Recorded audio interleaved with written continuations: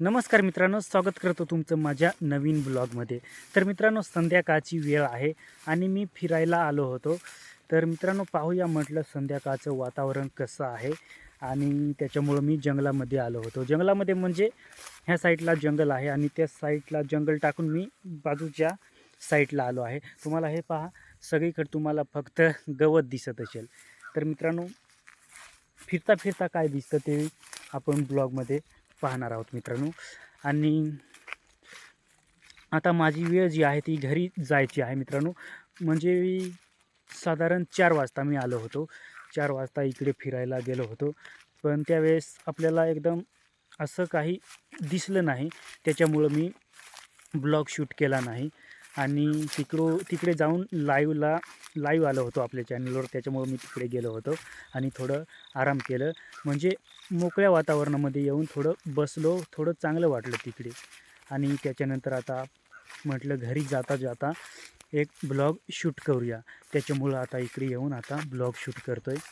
तर जाऊया, तुम्हाला काय काय दिसतं ते आपल्याला वाटेला जाता जाता मी दाखवून देणार आहे. तर हे पहा, इकडे ह्या साईडला काजू आंबा आहे. तर मित्रांनो, हो जो काजू आंबा आहे त्या ठिकाणी आम्ही ज्यावेळेस लहान होतो त्यावेळेस ह्या साईडला येऊन त्या आंब्यावरती खूप खेळायचो. खूप मजा येत होती. तर तुम्हाला मी इथून दाखवतो काजू आंबा कसा आहे, किती मोठा आहे ते मी तुम्हाला मागच्या कॅमेऱ्याने दाखवतो. तर हे पहा मित्रांनो, हो जो आहे तो काजू आंबा आहे. याच्यावरती खूप आम्ही सूरपारंब्या खेळायचो मित्रांनो. आणि तिकडे सूर्य जो आहे तो मावळायला चाललेला आहे, त्याच्यामुळं थोडं असं वेगळं दिसतं, म्हणजे अंधार अंधार दिसतं मित्रांनो. हे पहा. तर त्याच्यानंतर आपण परत पुढे जाऊया. तर ब्लॉगमध्ये लागून राहा मित्रांनो. जे काही दिसणार आहे ते मी तुम्हाला ब्लॉग्समध्ये दाखवणारच आहे मित्रांनो. तर वाटेला जाता जाता आपण पाहूया. आणि ह्या साईडला जे आहे ते सर्व ठिकाणी काजू आंबेच दिसतात मित्रांनो. तुम्हाला मी दाखवतो परत एक. हे पहा, हे जे आहेत हे काजू आंबे आहेत. हे पहा, त्याला मोहर पण आलेला आहे. आणि इकडे हे पहा, सर्व काजूच आहेत. त्याच्यामुळं आमच्याकडे काजू आंबे जे आहेत ते खूपच असतात. म्हणजे काजूच्या ज्या बिया असतात त्याच्यापासून बाजारमध्ये म्हणजे विकायला नेल्यावर त्याचा जो भाव असतो तो खूप असतो आमच्याकडे. साधारण 100च्या वरती 120, 130, नाही त्यावेळेस 150, 180पर्यंत भाव असतो काजू आंब्याला. त्याच्यामुळं खूप आमच्याकडे काजू जे आहेत ते लोकं लावतात. तर तुम्हाला मी परत इथे पण दाखवतो मित्रांनो. हे पहा, काजूला मोहर पण आलेला आहे. हे पहा, मस्त मोहर आलेला आहे त्याला. हे पहा मित्रांनो, कसा मोहर आलेला आहे. आणि काही दिवसानंतर म्हणजे 15 ते 20 दिवसानंतर यालाच काजू आंबे येणार आहेत. म्हणजे मोहर आहे त्यालाच काजू लागणार आहेत मित्रांनो एकदम. हे पहा, आणि कसा नेचर दिसतो ह्या साईडला. आणि आपल्याला तिकडे जायचे आहेत, त्या तिकडे दरीच्या साईडला. तर आपण लगेच जाऊया तिकडे.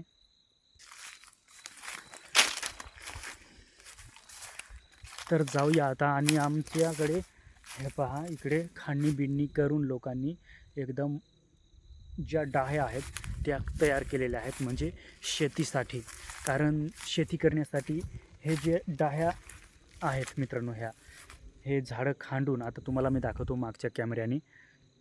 हे पहा, हे झाडं जे आहेत हे खांडून, तोडून आणि त्याच्यानंतर अशा पद्धतीने पसरवून देतात.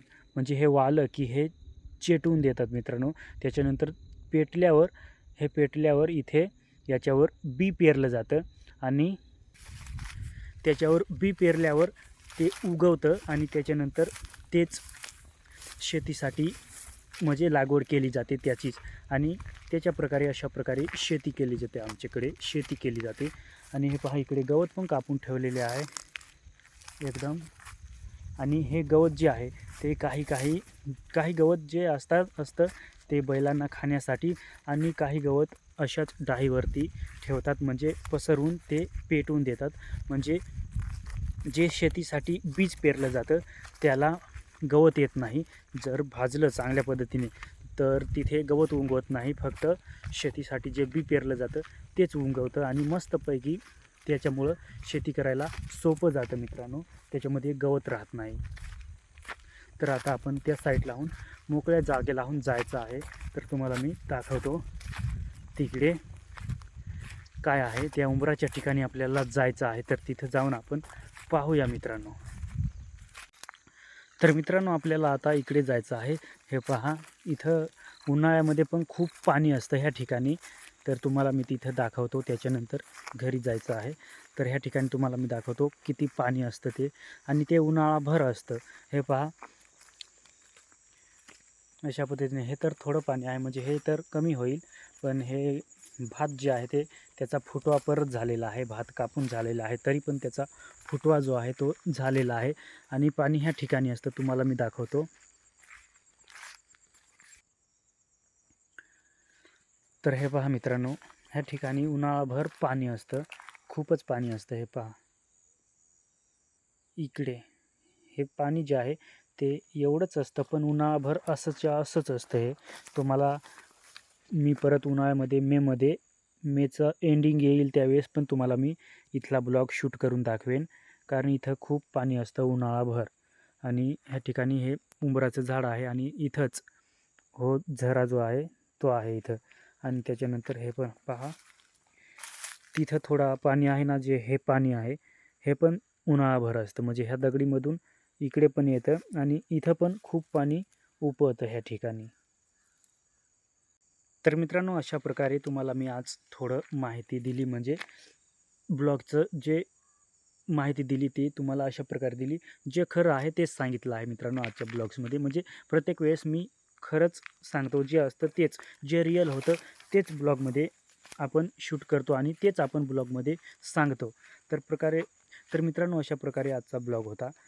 तर मित्रांनो, ब्लॉग आवडला असेल तर लाईक करा, शेअर करा, आणि आपल्या चॅनलला सबस्क्राईब करा. तर मित्रांनो, असेच नवीन नवीन ब्लॉग पाहण्यासाठी आपल्या चॅनलला खरोखर सबस्क्राईब करा. तर मित्रांनो, आजच्या ब्लॉग्समध्ये एवढंच. जय हिंद, वंदे मातरम.